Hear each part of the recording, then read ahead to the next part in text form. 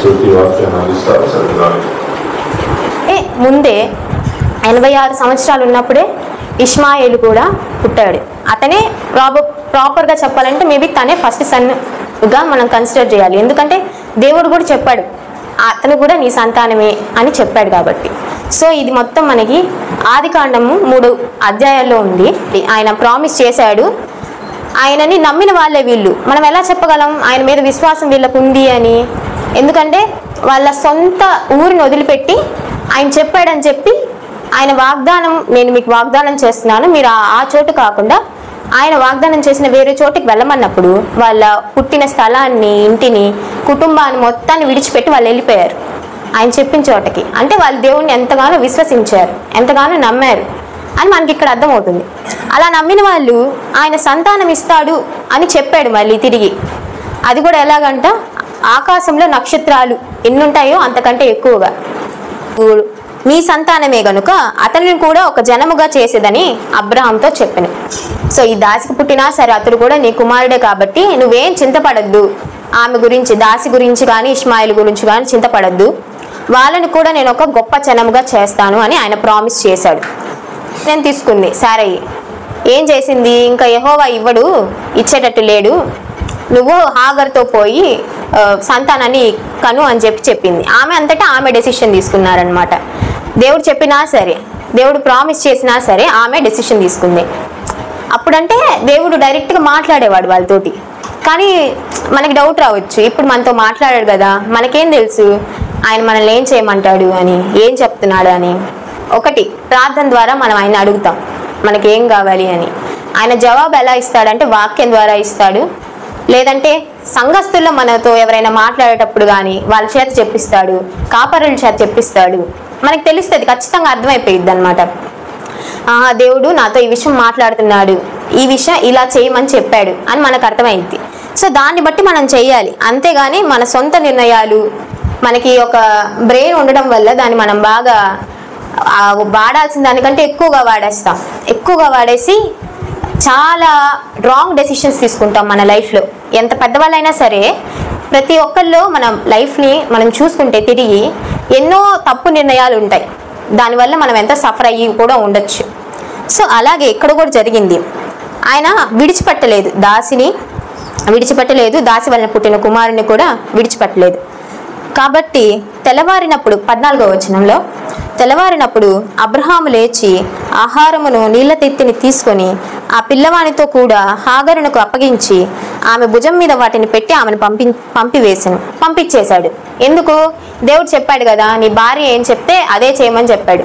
So ఆయన కూడా ఎంతో బాధ ఉన్నప్పటికీ వాళ్ళని పంపించేశాడు అనమాట.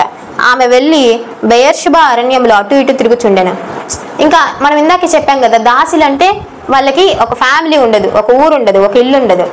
ఇంకెటు పోవాలి? ఆమె ఒక అరణ్యంలోకి వెళ్ళి అటు ఇటు తిరుగుతుంది. ఆమెకి ఏం చేయాలో అర్థం కాలేదు. ఆమె ఒక్కటే ఉందా? లేదు, ఆమెతో పాటు ఆమె కుమారుడు కూడా ఉన్నాడు ఆమెతో పాటే. ఆ తిత్తిలోని నీళ్ళు అయిపోయిన తరువాత ఆమె ఒక పొద కింద చిన్నవాని పడవేసి ఈ పిల్లవాని చావు నేను చూడలేనని అనుకొని వింటివేత దూరము వెళ్ళి అతనికి ఎదురుగా కూర్చుండెను. ఇంకా తల్లి అనే ఆమె వాళ్ళ తల్లికి తన కుమారుడు కానీ కుమార్తె కానీ ఇంకా చనిపోతారు అని అనుకుంటే ఎంతో వేదన, ఎంతో బాధ మనం అర్థం చేసుకోగలం. ఆ పొజిషన్లో ఎవరున్నా సరే తల్లి మనసు మాత్రం అది మారదు. అది ఆమె చెడ్డ స్త్రీ అయినా మంచి స్త్రీ అయినా ఎటువంటి స్త్రీ అయినా ఒక తల్లికి వాళ్ళ పిల్లలు మరణం అవుతున్నారు అంటే అది చెప్పుకోలేని బాధ. ఆమె ఎదురుగా కూర్చొని ఆ బిడ్డని పడవేసి అక్కడ అంటే ఇంకా తను చచ్చిపోతాడని ఆమె ఫిక్స్ అయిపోయింది అనమాట. ఇంక చచ్చిపోతాడు, నాకు సహాయం చేయడానికి ఎవ్వరు లేరు అని చెప్పి ఇంకా అక్కడ వదిలేసి ఆమె ఎదురుగా కూర్చొని ఎలుగెత్తి ఏడ్చెను. ఎంతగానో ఏడ్చింది, ఎంతగానో బాధపడింది.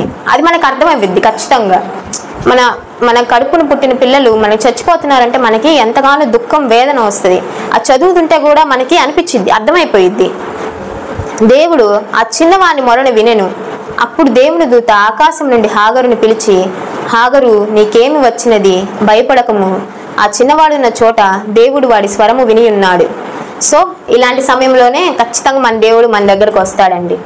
మనం ఎప్పుడైతే బాధలో ఇంక మనకేమి లేదు, ఇంక ఈ లోకంలో నేను బ్రతికుండడం కూడా ఒక అసలు వ్యర్థమే, ఇంక నాకంటూ ఏమి లేదు అని మనం ఎప్పుడైతే ఫిక్స్ అయిపోతామో ఆ టైంలో కూడా దేవుడు మనల్ని విడిచిపెట్టడు.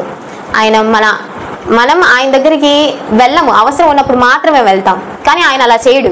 ప్రతి క్షణం ఆయన దూతల్ని మనకి చుట్టూ కాపలాగా ఉంచుతాడు. సో అదే జరిగింది. ఆయన దూత ద్వారా పలికిచ్చాడు ఇదంతా. నీవు లేచి ఆ చిన్నవాడిని లేవనెత్తి నీ చేత పట్టుకొనుము, వానిని గొప్ప జనముగా చేసేదనని ఆమెతో అనెను. మరియు దేవుడు ఆమె కన్నులు తెరిచినందున ఆమె నీళ్ళ ఊట చూచి వెళ్ళి ఆ తిత్తిని నీళ్ళతో నింపి చిన్నవానికి త్రాగనిచ్చెను. అంటే ఇందాక ఆమెలో ఉన్న హోప్స్ అన్నీ పోయినాయి అన్నమాట. ఆమె దగ్గర ఉన్న నీళ్లు కూడా అయిపోయినాయి, ఇంకేం లేదు నాకంటూ అని ఆమె ఇంకా మొత్తం అసలు ఆ వేదనతో నిండిపోయింది. అలాంటి టైంలో ఆయన వచ్చి మాట ఇచ్చాడు. అలాగే ఆమె కన్నులు తెరిచినందుకు చూస్తే నీళ్ళ ఊట కనిపించిందంట అప్పుడు ఆమెకి.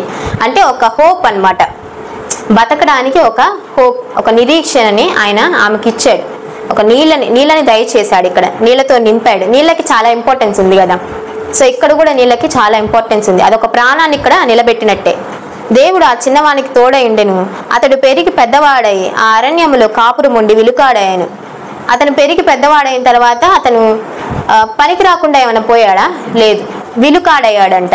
అంటే అది కూడా ఒక విద్యే. ఆ విద్యలో రాణించేటట్టు యెహోవా దేవుడు అతన్ని చేశాడన్నమాట. ఏంటి అని చెప్పారు. లాస్ట్ వీక్ జరిగింది. మీరు నన్ను అడిగారు అనుకోండి ఏం చెప్పారు అని, నేను 5 నిమిషాలు ఆలోచించి చెప్తానేమో తర్వాత. కానీ అన్ని సంవత్సరాల క్రితం మన పాస్టర్ గారు చెప్పింది నాకు ఇంకా గుర్తుంది. అలాగే మైండ్లో స్టక్ అయిపోయింది అనమాట. అవును కదా, ఎవరు అర్థం చేసుకోరేంటి? ఆమె కూడా ఒక స్త్రీ, ఒక తల్లిగా ఎంతో బాధపడి ఉంటుంది కదా.